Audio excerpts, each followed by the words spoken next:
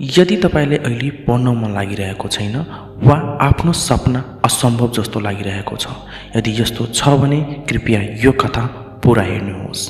यो कथा हो सिराहा सत्यनारायण साफीको। उहाँ कुनै सम्पन्न परिवारमा जन्मिनु भएको थिएन, बरु अत्यन्तै गरिब परिवारमा जन्मिएका एक साधारण व्यक्ति हुनुहुन्थ्यो। तर उहाँको सपना असाधारण थियो, एमबीबीएस पढ्ने सपना। 12 कक्षा उत्तीर्ण गरेपछि छात्रवृत्तिको तयारी गर्न उहाँ काठमाडौँ जानुभयो। तर सपनाभन्दा अगाडि आयो घरको आर्थिक कमजोर अवस्था।